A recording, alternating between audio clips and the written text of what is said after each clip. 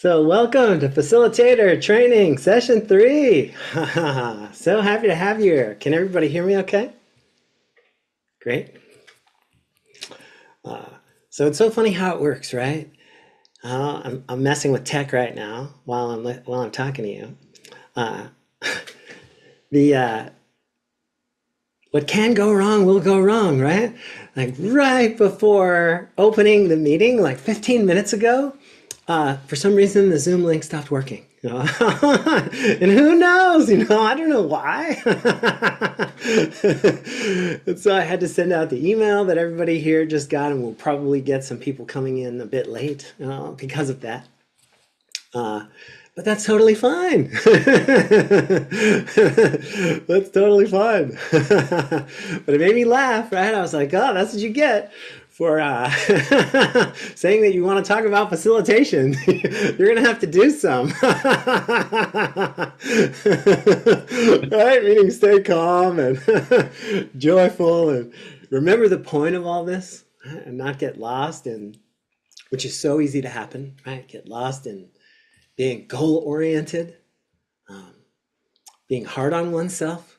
A lot of what we're going to talk about today is our tendency to judge ourselves, other people, the circumstances that we're in the world.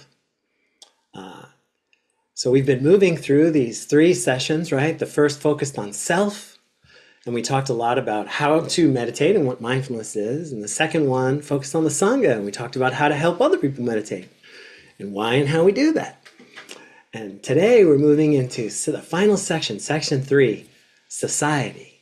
And we're going to talk more about how this practice is engaged, how this practice, especially practicing together like this as a community, as my and your teacher, the Zen master Thich Nhat Hanh, encourages us to do, insists that we do, how that is a service to the world, right? And can help us and the world at the same time.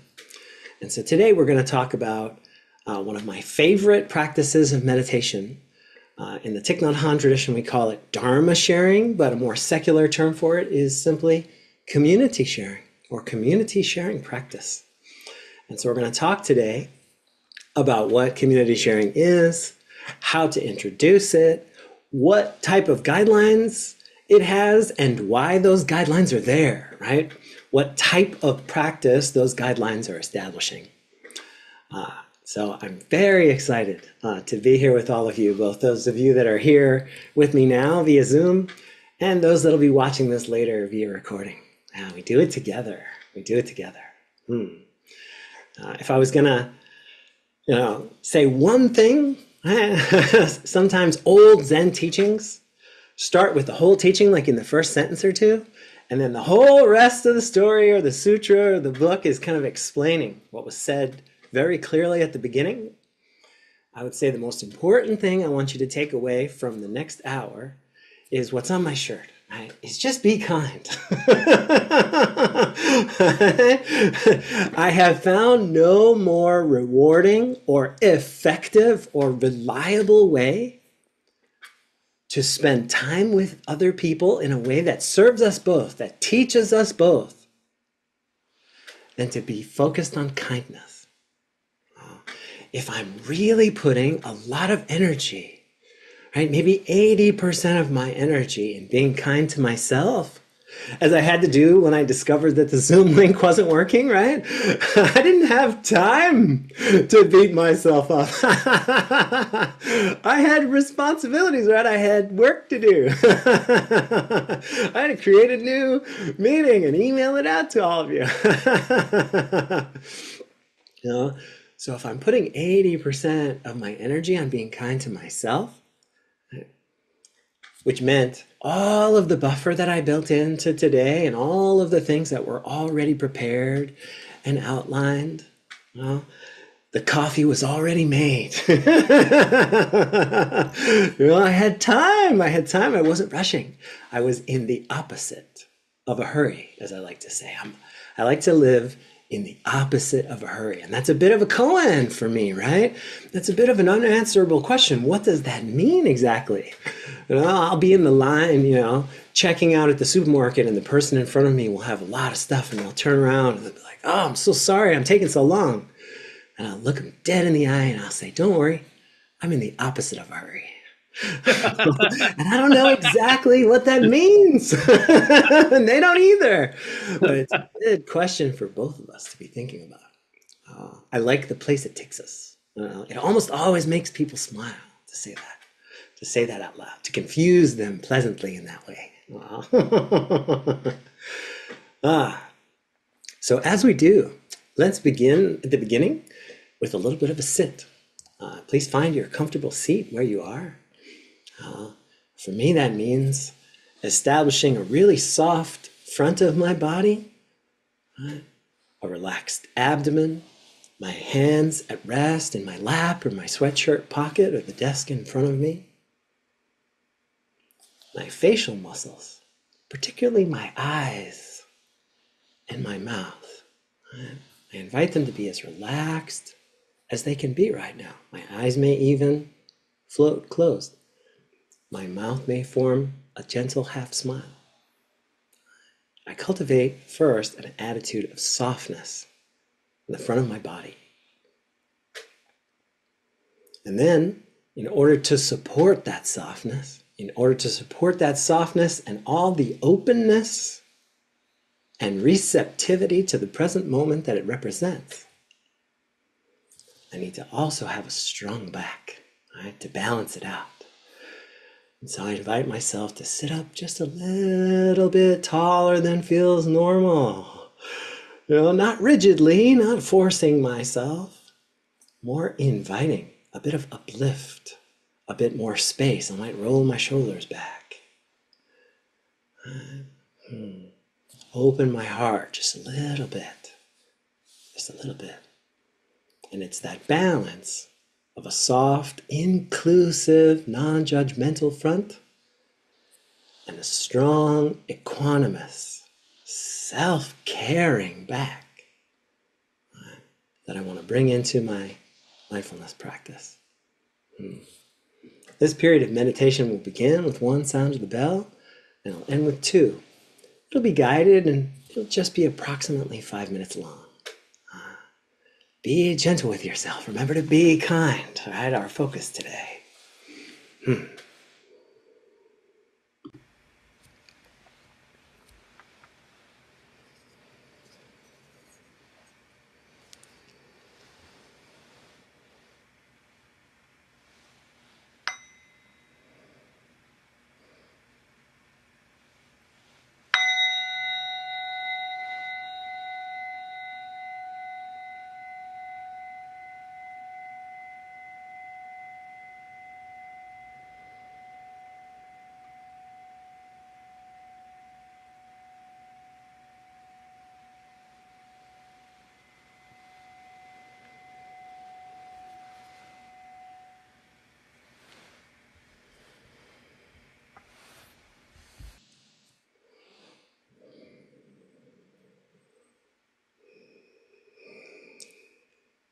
Breathing in, I am aware that I have a body. Breathing out, I smile in gratitude for my body and everything it makes possible for me. In, aware of body. Out, smiling.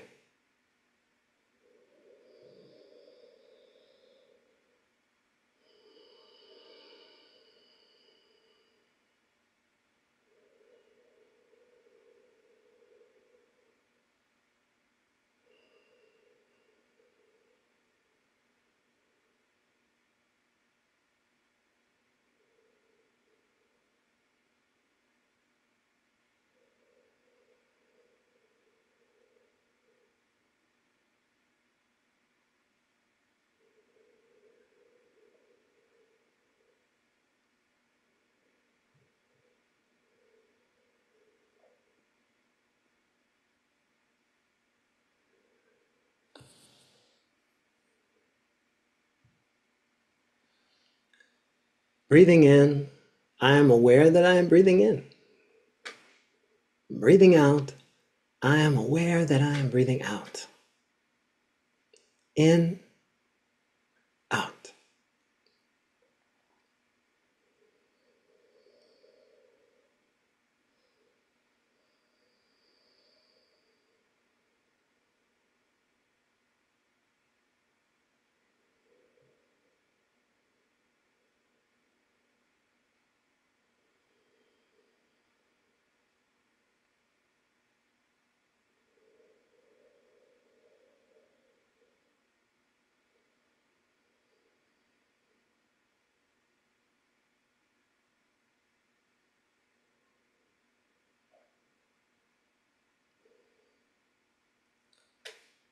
Breathing in, I have arrived. Breathing out, I am home. In, arrived. Out, home.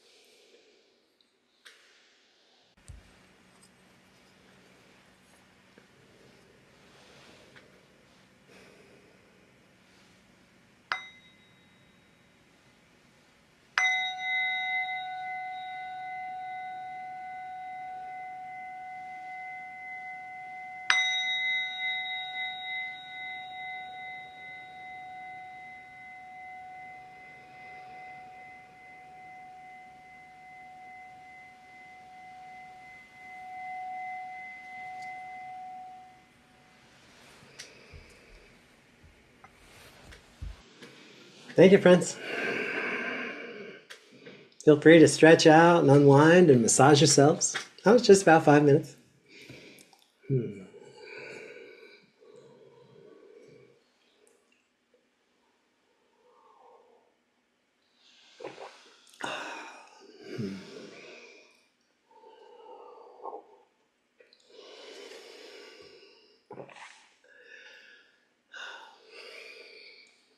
So the practice of Dharma sharing, or in a secular way to say it, community sharing practice. Let's just jump right into it because it has a lot of components.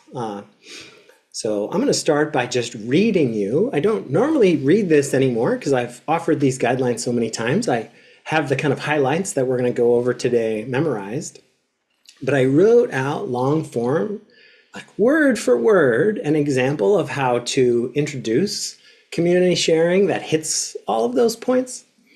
And I've added a link to that as a Google Doc to the facilitator training resource page on my website on davekeneally.com. So you all have access to this now. And I'm just going to read it to you. And so you can imagine this is pretty much exactly what I'm saying when I'm introducing community sharing at Sangha Ocean Beach on a Sunday. Community sharing is two practices happening simultaneously and in support of one another. The first practice is sharing. If you'd like to share, simply bow or wave, and in the community will return your bow. Then you can share without interruption, bearing in mind that there are many of us who might like to share. A good share is loving speech from the heart. Share about your suffering, your joy, your practice. We don't try to teach the community anything and don't offer anyone advice. We share to the entire group as I am doing now, avoiding crosstalk. This is in the interest of keeping the space safe so someone can share and not get any unwelcome feedback, even something seemingly benign as thank you for your share. We practice true confidentiality, meaning that we do not discuss the sharing after this circle closes, even with people that were also here. The sharing only exists for us here in the present moment. The only exception to this is if you communicate with someone after this sharing, you may ask the question, "May I comment on your share?" As long as you are perfectly okay with the answer, "No, thank you." Meanwhile, all the rest of us are practicing deep listening. Usually when listening, we're expected to respond, and this prompts us to do a lot of thinking, planning, and judging.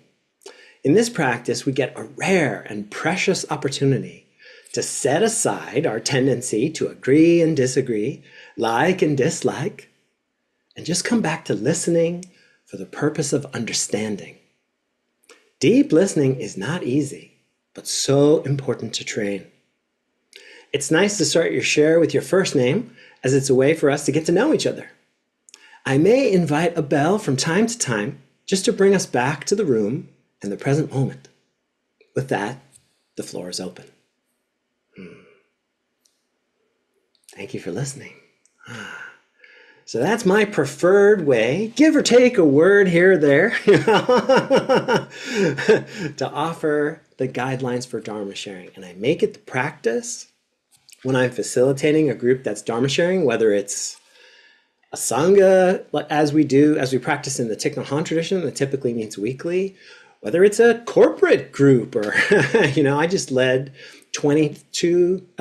a group of teachers through 22 weeks of practice, a group of high school teachers, and we Dharma shared every time, and I gave them the guidelines every time. It's nice to say them every time. It's an opportunity not only for us to learn them, right? Because as you heard, there were several steps, and we're going to cover what I consider to be the 4 most important aspects of that introduction. But it's also nice just to set the tone for the practice, right? Just to set the tone for the practice. It's nice for everybody to hear them again and again and again, including the facilitator or facilitators.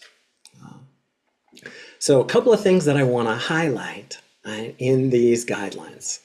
The first is, right, you're explaining how to share. The whole raise your hand thing. You need to be answering the question, what does it mean to share in some way? Mechanically, like how do I do it? Do I use the Zoom interface or can I raise my hand on camera? When I'm doing it via Zoom, I'll often add the instruction that it's okay to share from off camera via audio only, because that's inviting for people that might be in a situation where being on camera is inconvenient. As always, I'm so grateful for how many of you grace us with your smiling faces at our retreats and workshops online. Thank you all so much. It's such a support to the Sangha, but that's not always available, right? That's not always available. So first you have to explain the mechanics of like what a share means and how to do it in your setting. And then the second thing is it's important to every single time make a point of explaining what crosstalk is, right? Giving each other advice, having one-on-one conversations that aren't including the entire group, and to share that our guidelines are to avoid that, to not do it. This is one of the things that makes sharing really, really safe, because I know that I can bow in and say anything, right? Because I don't know what I'm going to say half the time when I bow in, or you might have an inkling of an idea like, oh yeah, I've really been practicing with loving kindness this week. I'm going to bow in and talk about that. But then the next thing you know, you're sharing about your aunt across the Easter table, who's really difficult to practice loving kindness with, right? It gets super personal. And that's totally okay. That's totally okay, because you know that you're not going to get any unwelcome feedback. You're not going to get anything you're not prepared for, right? You know that when you bow out and you're done sharing, that's over. That's over. The third point is confidentiality, right? That has to be said out loud, explicitly, every single time. Because the one time you think like, oh, I can rush through this, or I've said this a million times, right? There's going to be that person, right, who's going to notice the absence of a declaration of true confidentiality. and they're gonna feel less safe. I know I would. And so the easiest, safest, most efficient way, in my view, is just to say it explicitly every time as I did. And the fourth point is, right, because we've explained how to share, now we have to explain how to listen, right? What we're doing really is setting people up for the instruction for deep listening meditation. Right? That's what they're doing. If they're not sharing during Dharma sharing, which is its own kind of meditation practice, right? Everybody else is meditating on deep listening and over again, getting that very rare opportunity to observe their own mind, right? And our fascination with our own mind and our desire to share the story that we have that relates, to offer a problem solve, or to mansplain, has become a popular term, to recommend a book. It's not that there's anything wrong with that urge, but if we're not aware of it, and we have not cultivated the ability to notice it and put it down and bring our attention back to the speaker, bring our attention back to what's actually being communicated, then by default, we'll end up, just by fault of our biology and neuroanatomy, right? Not because we're bad people, we'll end up putting 80, 90% of our attention on our own thoughts. Right? We'll be listening to how much we love what they're saying and how, we can relate to it. And, I want to ask them this question. And, I want to say this. And so in the end, we end up missing what they're really saying. We end up missing the nuances, the changes in tone. We don't have enough mind space to hear what they're not saying and what that may be communicating, given the topic that they're sharing on. So those are the four most important things: how to share, no crosstalk, confidentiality, and how to listen. Right? You put all four of those together, and you have the practice of community sharing. You have the practice of Dharma sharing. There's a fifth kind of bonus one that I like to throw in, just because I love it, but it's not appropriate for every setting. But when it is, it's really nice at the very end of all that to say something to the effect of, I think I did in what I read, it's really nice to start your share with your first name and where you're joining us from, or your first name and where you're from.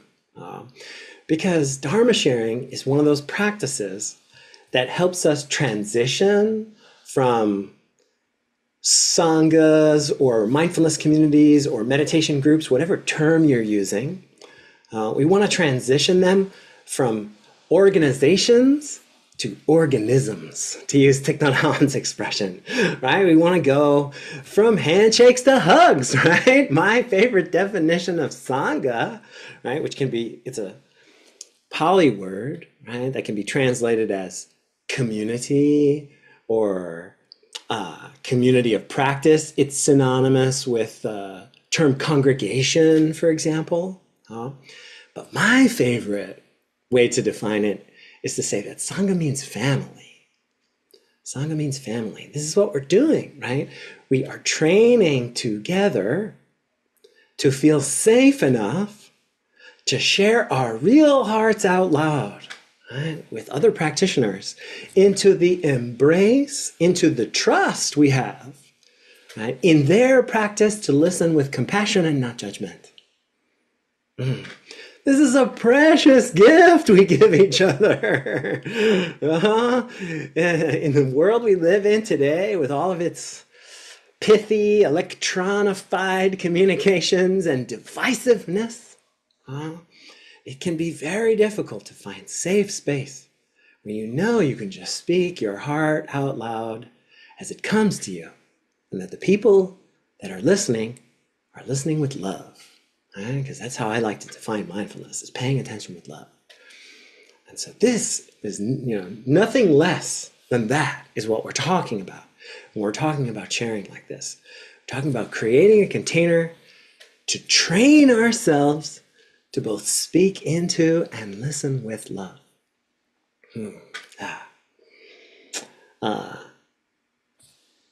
Why do we do this? I've already given a few answers to that. But there's one more that I would like to share, right? Because we've already talked about how we're stepping back from our judgmental thinking and our own recorded tapes that we like to play in our minds and training ourselves to actually listen to another person, right? So that's one of the benefits of this practice.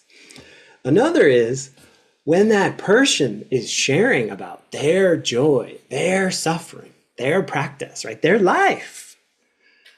We are actually training in compassion, right? Because we're getting to hear in real time from people we practice with how hard life is. You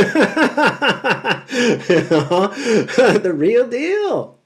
We're getting to hear their trials and their triumphs, right? We're getting to hear the tough day they had. We're getting to hear the success they had, right? Passing a Zen pop quiz, taking a sacred pause, shifting from first thinking to more loving, more thoughtful second thinking, and on and on and on.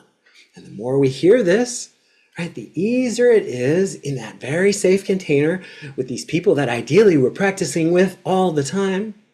Right? When I dropped into my first Sangha as a brand new Thich Nhat Hanh practitioner, the Rock Blossom Sangha in Park Slope, Brooklyn, which still sits, they'd been sitting for like 15 years. It was like going to a family reunion every Sunday night. And that helped me, right? I was traumatized.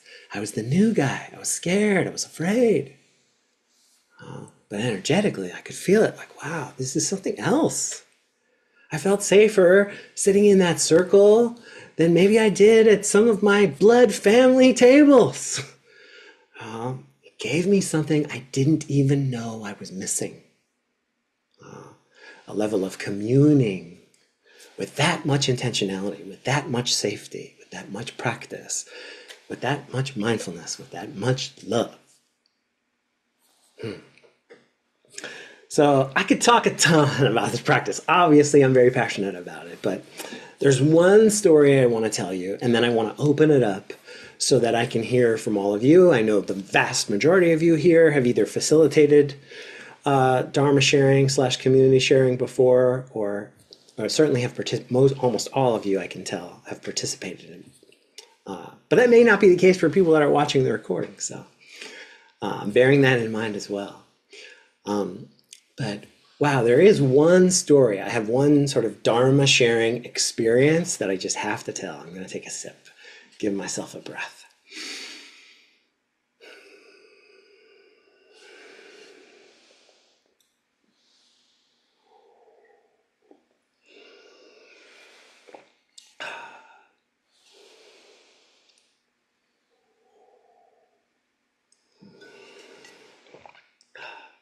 That was a lot of information to try to get out in a short period of time.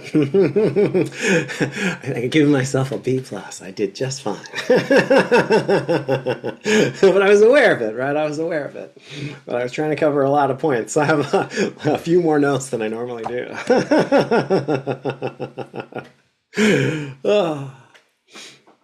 So when I started sitting with the Rock Blossom Sangha in Park Slope, Brooklyn, 20 years ago,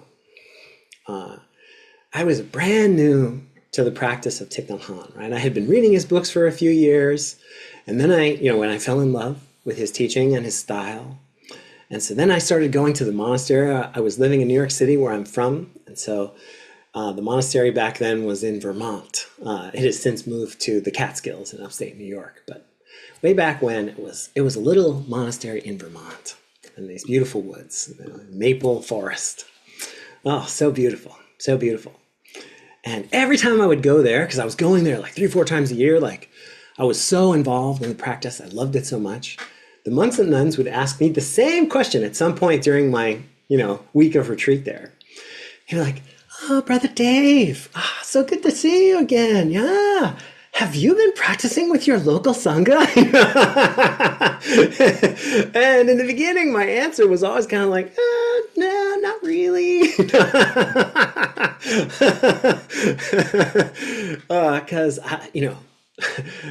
Perhaps counterintuitively, certainly ironically, given the fact that I joined the military and became a monk at different points in my life, that I've twice shaved my head and donned a uniform, I'm not much of a joiner. I'm kind of a loner, you know, and I really like to figure things out by myself. But they just kept asking that question, kept beating that drum. And so I started going to this weekly Sangha once in a while, right? Not even weekly, you know, just once in a while, like dipping a toe in, kind of sitting in the back. You know, I was naturally, I think, suspicious. I mean, I'm a New Yorker. I'm from the Bronx, you know. Like, who are these people? Is this where it turns into a cult? You know, what's going to happen next? When do they pass around the Kool-Aid? You know, I was nervous. And over time, I got increasingly more relaxed, right? About a year went by. Now, but there was something that took place every single time I went to the Sangha that year. You know, so I didn't go every time, every week, but I went once in a while. And every single time I was there was a woman there named Allison Carney. Allison was approximately 40 years old, and she was dying of brain cancer. She had a brain tumor that was killing her. And every single time I was there, she was there. So I can only assume that she was there almost every time. And every single time the Sangha announced and gave the guidelines for community sharing, for Dharma sharing, she was the first person to bow in. Every single time. Boom. And she would share from the heart. You know, this woman was terrified. She was angry. She was despairing at times, you know. Life circumstances had put her in a situation where she didn't have a lot of close connection and family in New York. And she felt alone. She felt scared. She was really upset about the fact that she was going to die so young. And she just shared the real talk about this week after week after week. Very often, the Sangha, myself included, would be in tears. She would share sometimes 2 or 3 times the length of like what would be considered like socially normal. You know, I've sat in a lot of these groups, right, and shared in a lot of communities, and a normal share is usually like 5 minutes or less. And regularly she would share for double that. It was heartbreaking. It was heartbreaking. I was not a facilitator, right? I was a brand new practitioner in the Sangha, in the community. And so I was just in observation, right? I was just in observation. One of the things that I noticed, I was like, wow, I never see anyone discourage Allison from sharing so often or so powerfully.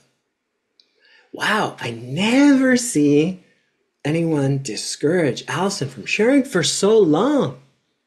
I never saw that. Never saw that.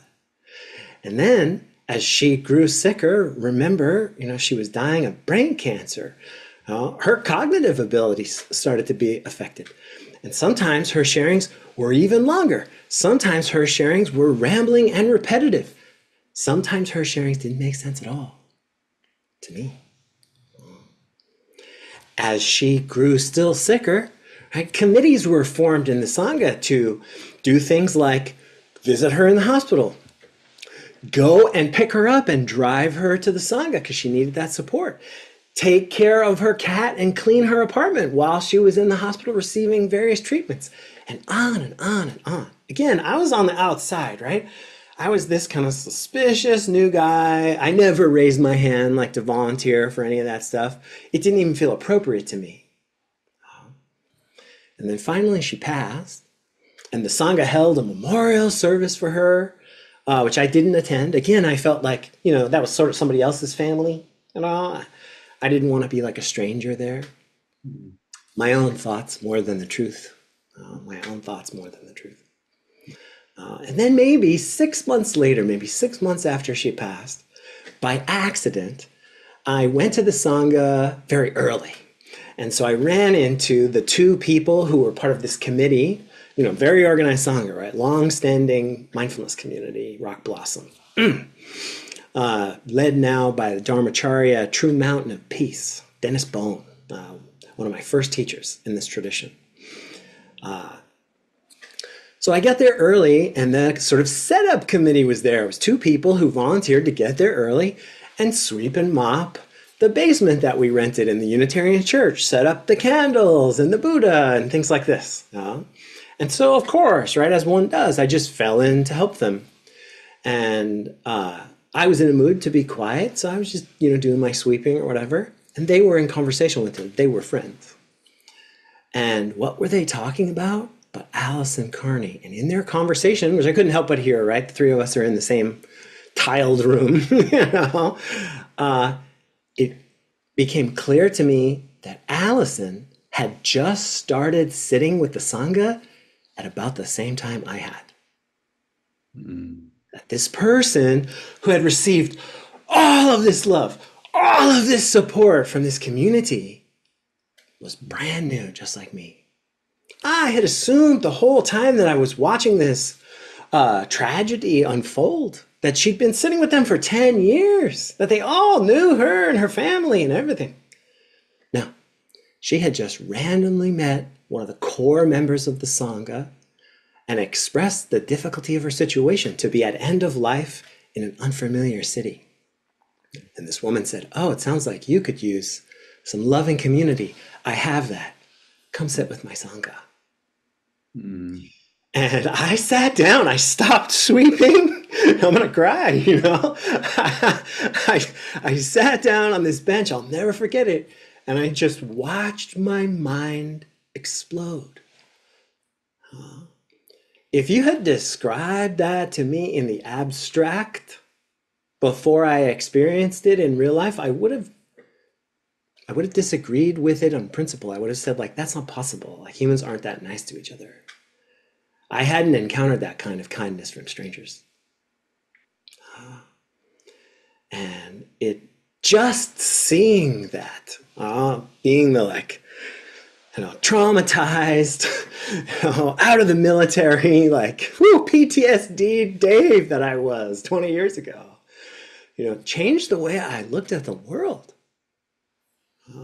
And that's when I started really getting involved. That's when I started going to Sangha every week. That's when I started tapping people on the shoulder and being like, "Can we have coffee after this? Like, I'd like to get to know you." Because whatever was going on in that room, boom, in an instant that day, I saw both that I didn't understand it and that I really wanted to. So thank you, Allison. You helped me focus my life as I have on this work. Well, maybe I'll stop there. Thank you so much for listening. Dharma sharing. So now I'd love to open the floor to any of you for any questions that you might have. We have a fair amount of time left, so don't be shy. Use the Zoom interface to raise hand. And that'll put you in a queue, because I imagine multiple people here will have some questions about this practice that has so many components and can be so nuanced. And don't be shy if your question is beginner one. If you've never facilitated it before, that's exactly what this is for.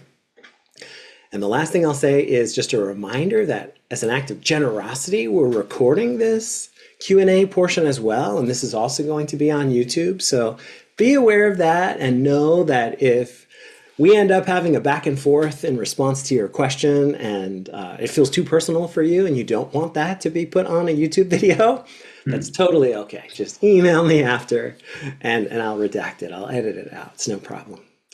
So with that, please, the floor is open for your questions. We have a hand. I'm inviting you to unmute. It's nice to start your question with your first name and where you're joining us from. Hello, my name is Anna. I'm from the Green Island Sangha in New York. And my question is, what if someone uses the safe space we provided to share in an inappropriate way that makes people uncomfortable? Because that's happened to me a long time ago. What do you do if there's anything to do about it? Thanks, Anna. Yeah, great question. Super common. Super common. Not in the sense that it happens, 50 times out of 100, but in the sense that it happens 2 times out of 100 all the time. If you spend enough time doing this kind of facilitating, you're going to have people do things that are anywhere from slightly to egregiously inappropriate. One of my favorites was I was leading a Dharma sharing for lay people at the Deer Park Monastery one time when I was training to become a monk there. And there was a father and a daughter there. The daughter was the practitioner who had experience coming to the monastery and understood the guidelines more fully. And her dad was kind of new. He had a gigantic camera around his neck, like with a zoom lens, like every time somebody shared, now we were in a circle of chairs of just like 15 people. We were pretty close to each other. He would pull up his camera and bam, like take a picture of the person. Can you imagine? I was horrified. Oh, geez, it was great. It was great. And so what did I do to answer on this question? Well, couple of things, right? The first thing I did is I just normalized the situation for me, for him, and for everyone involved. Because this happens. This happens. Even if somebody has closely listened to the guidelines, as my teaching points out, there's a lot of them, right? There's at least 4 or 5 things to be thinking about there. It's a lot to process in real time.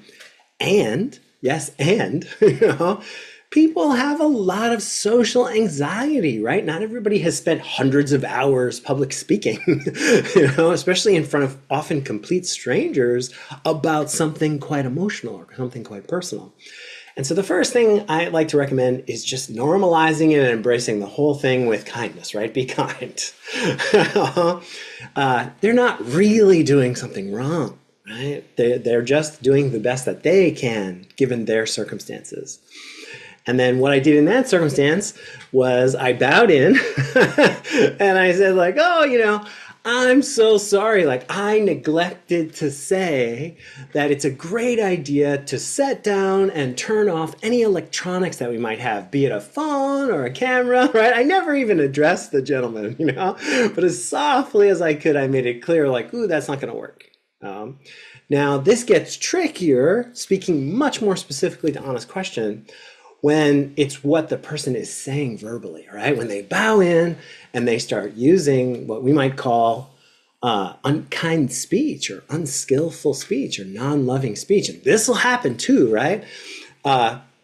Very rare that somebody will direct it to someone else in the room, right? Because that guideline is so clear and people tend to hear that one. But what they'll do is they'll start like ranting about politics, for example. And they'll start talking about the people they hate and the people they, wish were dead or whatever, They'll start speaking in an unkind and even violent way, in very broad strokes. And so what I like to do when that happens first is come home, right? Check in with myself. Because if I disagree with them, I'm going to be triggered. If I am, especially if I'm new to facilitating and I'm not very, very familiar with that hat and its attendant responsibilities, I might get really nervous. I might start blaming myself, right? I might be like, what did I do? I screwed this up, Very easy, right? To slip right into that. So counterintuitively, the first thing I recommend doing in that moment is to check in with oneself, right? To take a breath. Because it feels so urgent, right? It feels like, oh my God, I have to stop this right now. But you don't. You've got time. You've got time, And then once you take a breath for yourself, right? It's as simple as just picking up the bell and inviting a wake-up sound, right? And making eye contact with the person. And if they keep going, if they keep rambling, right, you might have to do it again. If they keep going because they're really agitated, you might have to invite a full sound of the bell, right, to get them to stop. Or if you know their name, it's very helpful, right, to say like, so-and-so, because we're all attuned to hearing our own names, and just call out their name, and that'll stop them in their tracks. And then invite a bell. And take your time now, right? You've created the pause with the break in the stream of their speech and the bell. Use it, right? Take that time to now take like 2 or 3 breaths with yourself. Well, don't rush to say anything. Right? Don't rush to say anything. Just let the dust settle. For you, for the speaker who's been triggered, for the audience who may be very triggered. Like, I can't tell you how many times I've seen like, somebody sitting next to someone who was sharing really angrily and unskillfully. And what are they? They're terrified, So everybody needs that pause. So let it last, right? Let it last for like 3 breaths. Right? And then, and only then, right? Bow in and do your best not to shame the other person, right? Be kind and just speak very generally and just say like, oh, well, it was my responsibility as the facilitator to interrupt that share and its stream because it had some unkind speech in it. And we try really hard here when we're sharing to listen without judgment, to listen in a really loving way, and to share without judgment, and to share in a really loving way. We also try to keep our shares about ourselves and our own experiences and feelings and practices. We try not to talk about other people or politics or other groups that we like or dislike. We try to keep it more personal than that. And then, right, once you've said that to the whole group, so now the person, Anna, who has made the misstep, right? They've had all this time before they've been directly addressed to just be calming themselves down, right? To just be calming themselves down. And then and only then, right, I would address that person and I would say, so Anna, you have the option now to continue your share and to please try to use more loving speech and keep the share more I statements and more personal. Or you can just say to me and the group now that you're done and that you'd like somebody else to share. How do you feel about that? And that person almost always ends their share, right? Because they feel embarrassed, right? But it's nice, right, not to shut them down, right? Because that can feel very punishing to say like your share's over. Right? So that's why I like to give them the option to continue in a more loving way or to end. And then however it plays out, it plays out. Right? So that's been my experience. That those steps and thinking about those things tend to be the most beneficial. Doesn't happen that often. For those of you out there that are like, oh, I don't want to facilitate now. It's very rare. It's very rare, my friends. It does happen. I'm glad we talked about it. I'm grateful for your question. But not that often. Not that often. Thank you.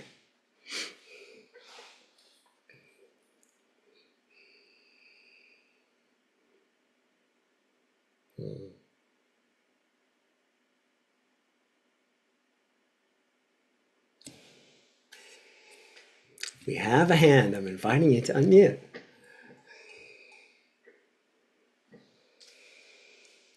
Good evening, Sangha. Good evening, Dave. This I was surprised when you said that the person was invited to share for quite a long time. And how did you feel that was okay? Or, I mean, obviously she was. Well, it surprises me, and I don't know how honestly to handle it. Peter bowing. Thank you, Peter. So, like everything, it comes back to what is my deepest intention here. The Zen master Thich Nhat Hanh's name, those 3 words, Thich Nhat Hanh in Vietnamese, Thich is a prefix. It means like monk or professor. And his actual name, Nhat Hanh, means one action, right? Nhat Hanh, or highest action. So Brother Nhat Hanh, Professor Nhat Hanh, right, even with his name, is reminding us that we have to all the time be coming back to the essence, to the heart of it. What is my one action? What am I really trying to accomplish when I facilitate a Dharma sharing? And what am I doing? As we've discussed, I'm trying to create, be kind, right? The safest space possible.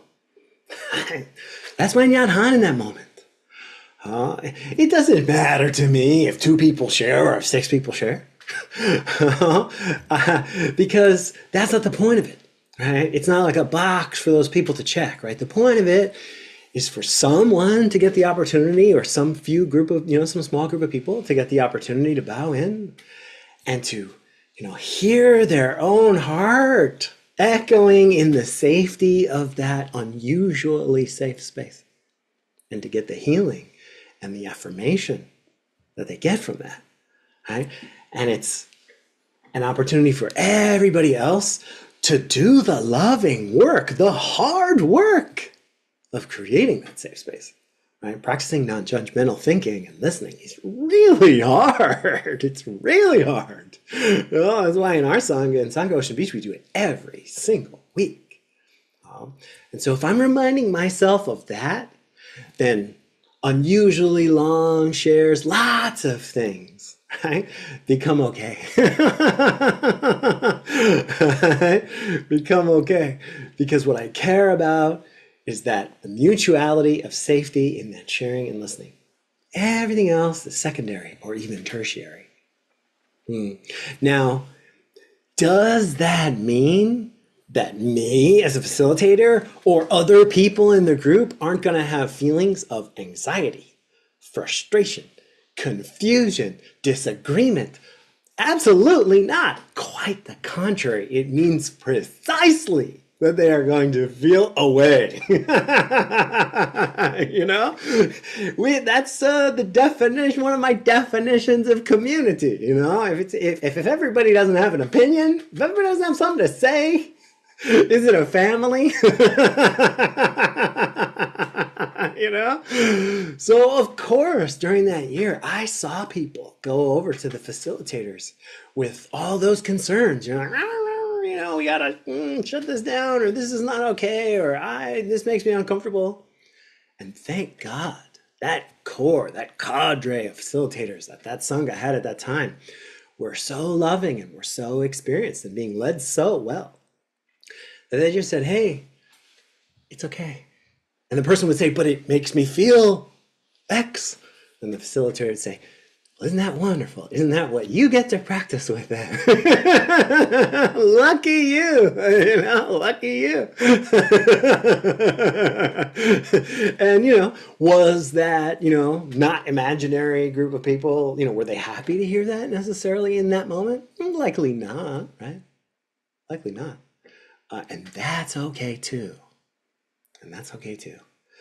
Because the gathering, when we gather in mindfulness, it's not about feeling happy or feeling calm or all agreeing. Right? It's about being okay with and showing up for however we feel, however it unfolds. This is a higher calling, right? This is a more difficult practice, than everybody just doing the same thing all the time. So yeah, geez. Our Sangha in Brooklyn, was held on Sunday evenings. It was open to the public. There was just a sign outside in front of this church, with an arrow pointing to the basement. We had every kind of human you can imagine come in there and plop themselves down on a cushion. Drunk people, people on drugs, people that were really angry. It was a training in exactly this. It's just acceptance and okay, we have to establish a firm boundary, let the person know, oh, I'm sorry, we don't call out. We don't shout out questions right now, whatever they've been doing,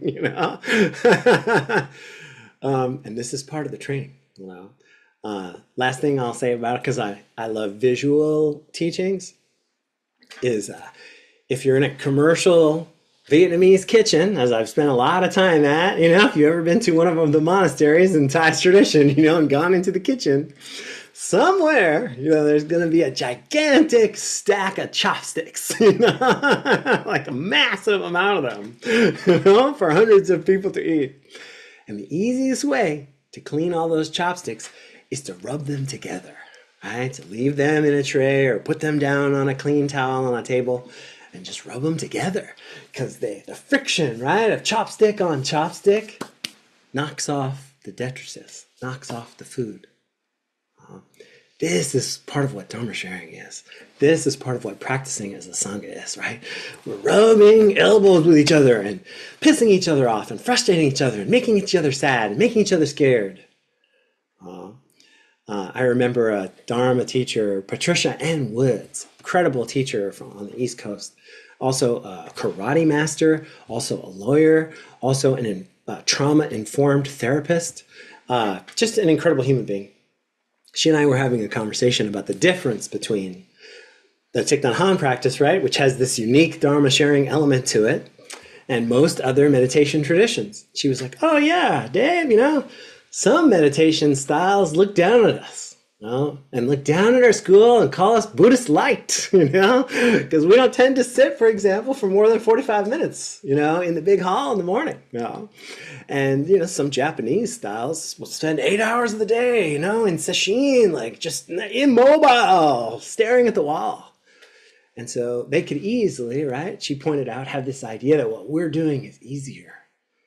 But she's like, but as soon as their silent sit is over and they have to sit around a table as a community and discuss something or decide something, they fall to pieces, right? Because they haven't trained, right, in loving speech and deep listening. They haven't trained in the painful practice of interpersonal acceptance in real world, real time, compassionate communication. But in the Thich Nhat Hanh school, we're doing it every time. So that's another way to answer your question. Thank you so much, Peter. Well, that's all the time we have, my friends. Thank you all so much for your presence and your practice. Whether you're here now live with me or watching this in a recorded form, one of the most important things about Sangha is that we can't do it alone. We can't do it alone. So I'm so grateful for you to help me to practice. And I know you're here because you are inspired to continue to or to start helping other people practice. So thank you so much. Thank you so much. This whole workshop has been run by donation. I'm going to send you an email, with a gift to say thank you. Thank you to those of you that have already donated. I really appreciate the support. It makes my life and this work possible. And the gift that I'm giving you is, I know that there are some of you who might be interested in taking this a step further, especially those of you that are not sitting in with my regular Sangha, that don't sit with me every Sunday. And so I've created a discount for a year of one-to-one mindfulness consultation sessions via Zoom with me. For me, that's 9 sessions. I call it the good year. It's only 9 because I try to be on retreat myself 2 or 3 months out of the year. And so if you have that desire, if you think you're interested in taking on something like that and practicing in that way with a teacher one-on-one, I've sent you a link where you can, for free, just sign up for a half an hour Zoom call with me and we can talk about it. Because, maybe that is the right thing for you to do right now. Maybe it's not. But the only way to find out is to kick it around. So if you're interested in that, you just received an email with all the details, and my heartfelt thanks. My heartfelt thanks. And your recording for this session, for session number 3, will be up on the resource page and emailed to you sometime later this week. I hope you've all been spreading the word and sending these resources and these videos to as many people as you can. That's the point. This is the teachings are for everyone. And again, go to the resource page for the course on my website, because it has the link to a Google Doc for those Dharma sharing guidelines. So in the beginning, if you're new to this, print them out, read them word for word. Make it easy. Make it easy. Be kind to yourself, okay? Be kind to yourself. Thank you, my friends.